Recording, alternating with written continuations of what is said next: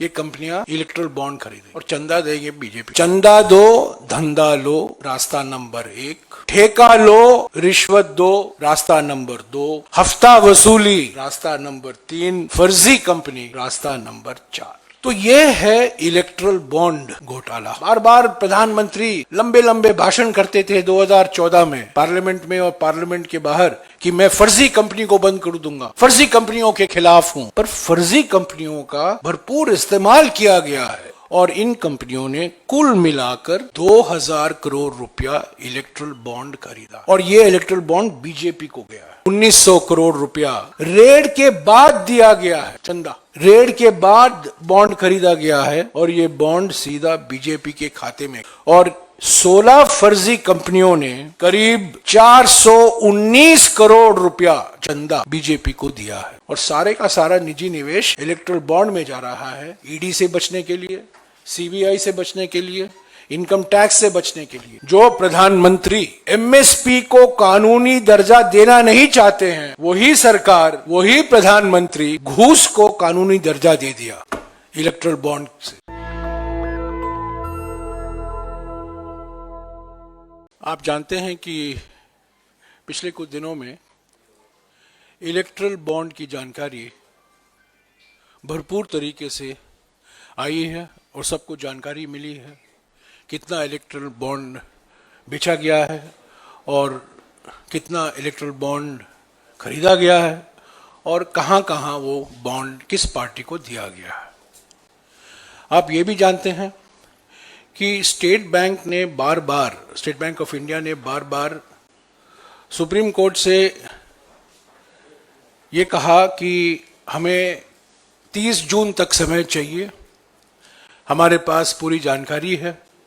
पर जो supreme court चाहती है वो जानकारी समय लगेगा, हमें 30 जून 2024 यानी कि चुनाव के बाद हम वो जानकारी दे पाएंगे।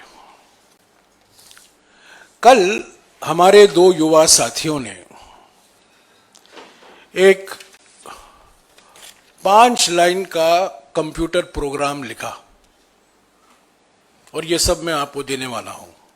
सिर्फ 5 लाइन का, ये कंप्यूटर भाषा में इसको पाइथन कहते हैं।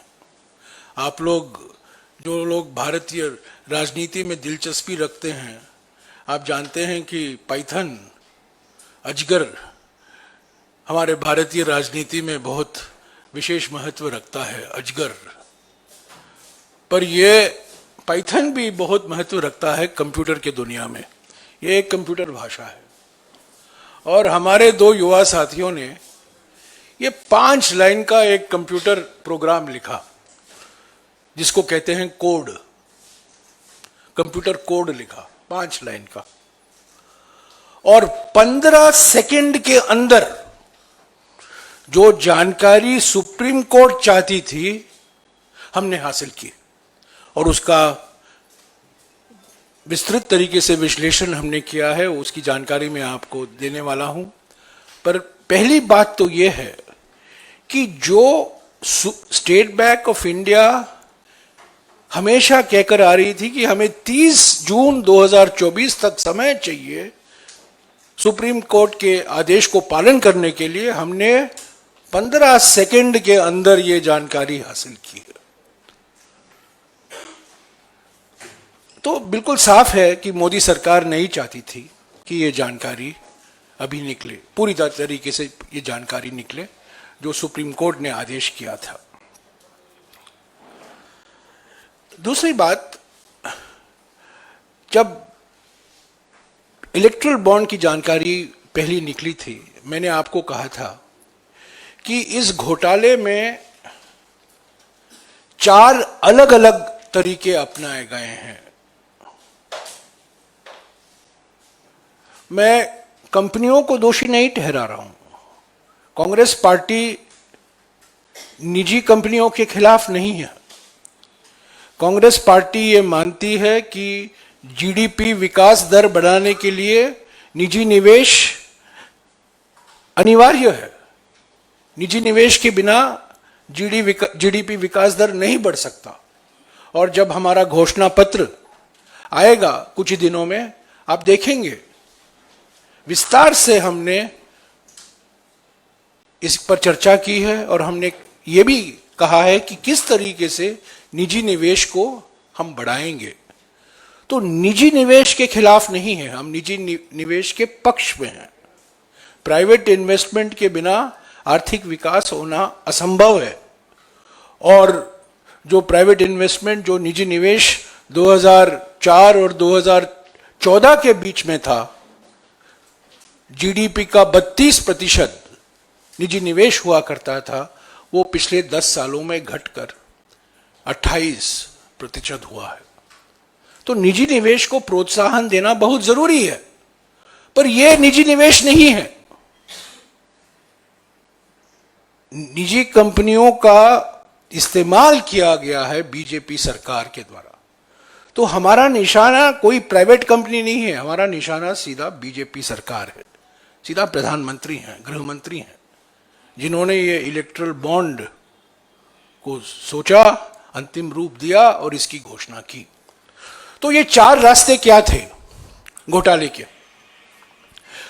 मैंने आपको पहले कहा था, मैं फिर से दोहराऊंगा। पहला रास्ता था चंदा दो धंधा लो। आजकल आप लोग सब सिम कार्ड इस्तेमाल करते हैं, कुछ लोग प्रीपेड करते हैं, कुछ लोग पोस्टपेड करते हैं। ये प्रीपेड घूस है,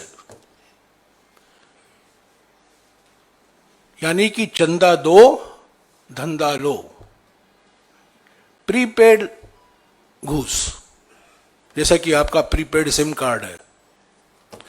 दूसरा रास्ता है ठेका लो घूस दो। ये पोस्ट पेड हुआ, यानी कि पहला आपको कॉन्ट्रैक्ट मिलता है और कॉन्ट्रैक्ट मिलने के बाद आप रिश्वत देते हैं, तो ये पोस्ट पेड हो गया। तीसरा रास्ता है हफ्ता वसूली, और ये मोदी सरकार ने इस पर पेटेंट लगा दी है। हफ्ता वसूली के माने क्या है? ये पोस्ट पेड नहीं, ये पोस्ट रेड है। यानी कि पहले ईडी छोड़ो, सीबीआई छोड़ो, इनकम टैक्स छोड़ो कंपनियों के खिलाफ, और उससे बचने के लिए ये कंपनियां इलेक्ट्रल बॉन्ड खरीदेंगे और चंदा देंगे बीजेपी को। और चौथा रास्ता जो अपनाया गया है फर्जी कंपनियों का, शेल कंपनियों का। बार बार प्रधानमंत्री लंबे लंबे भाषण करते थे 2014 में पार्लियामेंट में और पार्लियामेंट के बाहर कि मैं फर्जी कंपनी को बंद कर दूंगा, फर्जी कंपनियों के खिलाफ हूं। पर फर्जी कंपनियों का भरपूर इस्तेमाल किया गया है इस कॉर्पोरेट डोनेशन, कॉर्पोरेट बॉन्ड घोटाले में। तो ये 4 रास्ते हैं। चंदा दो धंधा लो, यानी कि प्रीपेड घूस, ठेका लो रिश्वत दो, यानी कि पोस्टपेड घूस, तीसरा हफ्ता वसूली, यानी कि धमकी देकर घूस लो, यानी कि पोस्ट रेड ब्राइब, रेड होता है उसके बाद घूस दिया जाता है, तब रेड बंद होता है। और चौथा फर्जी कंपनी। इन चारों रास्तों के जो अपनाया गया है, हमारी विश्लेषण के अनुसार जो हमने विश्लेषण किया है कल, और जैसा कि मैंने कहा सारा डेटा सिर्फ 15 सेकेंड के अंदर इस कंप्यूटर प्रोग्राम पाइथन भाषा में जो लिखा है, इससे पूरी जानकारी मिल जाती है। ये आप भी कर सकते हैं, ये कोई कंप्यूटर इंजीनियर के लिए नहीं है, ये आप भी कर सकते हो। ये सिर्फ 5 लाइन का है, मैं आपको ये कॉपी दूंगा। और क्योंकि हम पारदर्शिता में विश्वास करते हैं, हम इसको सार्वजनिक तौर से भी हम ये कोड दे रहे हैं सबको। तो बड़े तौर से हेडलाइन क्या है इस घोटाले का? बड़े तौर से 38 कॉर्पोरेट ग्रुप हैं, कंपनी नहीं, कॉर्पोरेट ग्रुप। एक कॉर्पोरेट ग्रुप में 10 कंपनियां हो सकती हैं, 15 कंपनियां हो सकते हैं, 20 कंपनियां हो सकते हैं। यानी कि कॉर्पोरेट समूह जिसके मालिक एक हैं, 38 कॉर्पोरेट ग्रुप हैं जिनको 179 कॉन्ट्रैक्ट, ये पिछले 6 सालों में 179 179 कॉन्ट्रैक्ट मिले हैं बीजेपी सरकार, हमारे मोदी सरकार से। और ये 38 कॉरपोरेट ग्रुप जिनको 179 कॉन्ट्रैक्ट मिला है बीजेपी से, उन्होंने ये बॉन्ड खरीदा है।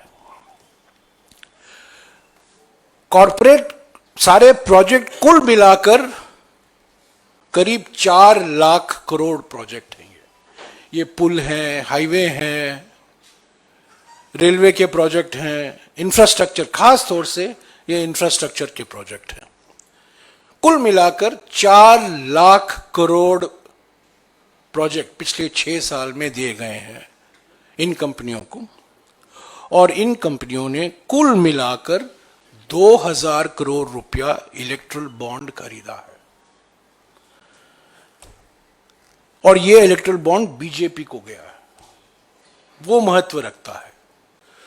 2000 करोड़ रुपया इलेक्ट्रल बॉन्ड बीजेपी को जाना और 4 लाख करोड़ कॉन्ट्रैक्ट मिलना इन 38 कॉरपोरेट ग्रुप को, यही हम कह रहे हैं चंदा दो धंधा लो। और जो मैंने दूसरी बात कही, पोस्ट पेड, ठेका लो रिश्वत दो, कुल मिलाकर 2000 crore erectile bond, 4 lakh crore contract. तो प्री पेड ब्राइब कितना है, यानी कि चंदा देकर कितना धंधा मिला है, ये सब जानकारी मैं आपको दे रहा हूं, मैं सिर्फ पढ़ रहा हूं आपके लिए। करीब 551 करोड़ चंदा दिया गया है बीजेपी को, और उसमें से करीब 1.32 लाख करोड़ प्रोजेक्ट मिले हैं 3 महीने के अंदर। ये बहुत बड़ा महत्वपूर्ण मुद्दा है। 3 महीने के अंदर, यानी कि बॉन्ड खरीदा जाता था, चंदा दिया जाता है, और 3 महीने के अंदर इनको ये प्रोजेक्ट मिलता है। चंदा दो धंधा लो, यानी कि प्री पेड ब्राइब। और ये है 551 करोड़ बीजेपी को गया है, और 1.32 लाख करोड़ के प्रोजेक्ट मिले हैं 3 महीने के अंदर। दूसरा जो मैंने कहा था, पोस्ट पेड ब्राइब, यानी कि ठेका लेकर पहले कॉन्ट्रैक्ट मिलता है, उसके बाद में घूस दिया जाता है, रिश्वत दिया जाता है। इनमें से 49 ऐसे मिसाल हैं, 49 ऐसे कंपनियां हैं इस डेटाबेस में जिनको 62,000 करोड़ रुपए के प्रोजेक्ट मिले हैं और करीब 600 करोड़ रुपए का इलेक्ट्रल बॉन्ड खरीदा गया है। हफ्ता वसूली, जैसा कि मैंने कहा, इस पर हमारे प्रधानमंत्री का पेटेंट हो गया है, यानी कंपनियों के खिलाफ ईडी इंक्वायरी शुरू करो, सीबीआई जांच शुरू करो, इनकम टैक्स जांच शुरू करो, और उससे राहत मिलने के लिए ये कंपनियां तंग हो जाती हैं और वो इलेक्ट्रल बॉन्ड खरीदते हैं। तो कितने ऐसे कंपनी हैं? ऐसे 41 कॉरपोरेट ग्रुप हैं, 41 ऐसे समूह हैं, कंपनियों के समूह जिनके मालिक एक है। कंपनियां अनेक हो सकते हैं, बट 41 ऐसे कॉरपोरेट समूह हैं जिन पर ईडी, सीबीआई और इनकम टैक्स की जांच की शुरुआत की गई है उनके खिलाफ, और रेड शुरुआत के बाद करीब 1853 करोड़ यानी कि 1900 करोड़ रुपया रेड के बाद दिया गया है। चंदा रेड के बाद बॉन्ड खरीदा गया है और यह बॉन्ड सीधा बीजेपी के खाते में गया है। और चौथा रास्ता जो फर्जी कंपनी का रास्ता है, जिसके खिलाफ प्रधानमंत्री ने लंबे लंबे भाषण किए थे 2014 और 2015 में, ऐसे 16 फर्जी कंपनी है, 16 फर्जी कंपनियां हैं। यानी कौन ये कंपनी है, क्या करते हैं, क्या बनाते हैं, मुनाफा कितना है, कहां से ये मुनाफा आ रहा है, इसकी कोई जानकारी नहीं। ये शेल कंपनी है, फर्जी कंपनी है।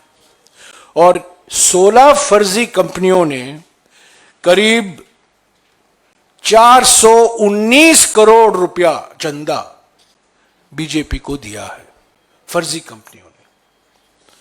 तो साथियों, संक्षिप्त में मैं यही कहूंगा, ये 4 रास्ते, एक मशहूर हिंदी फिल्म हुआ करता था 1970 के दशक में, राजेश खन्ना और मुमताज, आपको याद होगा, 2 रास्ते। ये तो 4 रास्ते हैं, 2 रास्ते नहीं, ये 4 रास्ते। हर बात में इन्फ्लेशन बढ़ गया है, रास्तों का भी इन्फ्लेशन हो गया है।